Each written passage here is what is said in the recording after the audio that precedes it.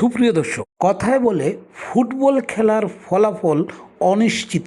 একটি মাত্র শট যা করার জন্য সময় দরকার মাত্র 1 সেকেন্ড, আর এই 1 সেকেন্ডের একটি মাত্র শট পুরো ম্যাচের ফলাফল বদলে দেয়।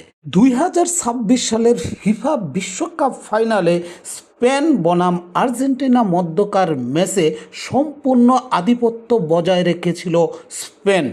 পুরো 120 মিনিটের রুদ্ধশ্বাস লড়াইয়ে স্পেন গোলের সুযোগ তৈরি করেছিল মোট 20টি।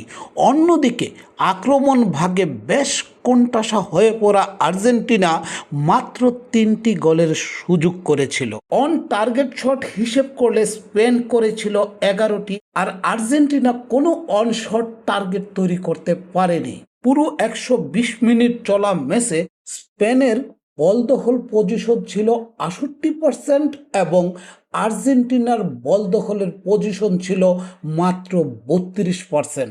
স্পেন পেয়েছিল 9টি কর্নার আর আর্জেন্টিনা পেয়েছিল 4টি কর্নার। প্রিয় দর্শক, এবার আসুন একটু হিসেব মেলায়। 68% বল দখল, 20টি সুযোগ, 11টি টার্গেট শট, 9টি কর্নার থেকে স্পেন গোল পেয়েছে মাত্র 1টি। প্রিয় দর্শক, এখন কথা হচ্ছে, এত সুযোগ তৈরি করার পরও স্পেন কেন মাত্র 1টি গোল পেল, আর আর্জেন্টিনা কেন কোনো গোল করার সুযোগ তৈরি করতে পারল না? সুপ্রিয় দর্শক, উত্তর একদম সোজা। মহাকাব্যিক এই ফাইনালে স্পেনের বিপক্ষে পুরো 120 মিনিটেই চরম রক্ষণাত্মক ডিফেন্সিভ ফুটবল খেলতে বাধ্য হয়েছিল আর্জেন্টিনা।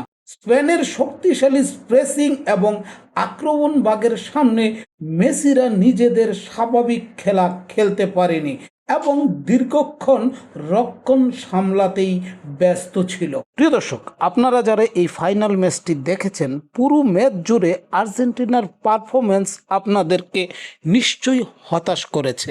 অনেকের মনেই হয়তো প্রশ্ন তৈরি হয়েছে, গতবারের বিশ্ব চ্যাম্পিয়ন এবং ফিফা র্যাঙ্কিংয়ে 1 নম্বরে থাকা এই দলটি আজকে কি খেলছে, কেন খেলছে? প্রিয় দর্শক, ফাইনালে আর্জেন্টিনা এতটা খারাপ খেলার পেছনে কারণ ছিল ক্লান্তি এবং রিকাভারি টাইম। 16 জুলাই ইংল্যান্ডের বিপক্ষে সেমিফাইনালের মতো একটি হাই ইন্টেন্সিভ ম্যাচ খেলার পর মাত্র 3 দিন ব্যবধানে ফাইনালে নামা যে কোনো দলের জন্য শারীরিক এবং মানসিকভাবে প্রচণ্ড চাপের। স্পেনের খেলোয়াড়দের বাড়তি তরতাজা ভাব এখানে বড় ডিফেন্স মেকার হিসাবে কাজ করেছে। প্রিয় দর্শক, আর্জেন্টিনার এই ক্লান্তির বড় সুযোগ নিয়েছিল স্পেনের চিরাচরিত পজিশনাল ফুটবল, টিকি টাকা কৌশল।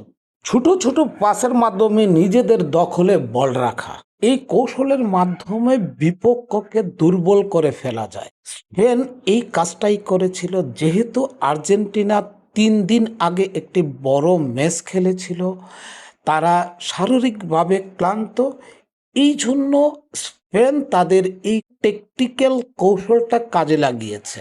এই টেকটিক্যাল কৌশল কাজে লাগানোর সুবাদে আর্জেন্টিনার মাঝমাঠ বলের পিছনে ধরে ধরে ক্লান্ত হয়ে যায়। একসময় তারা মাঝমাঠ ছেড়ে ডিফেন্সিভ খেলতে বাধ্য হয়।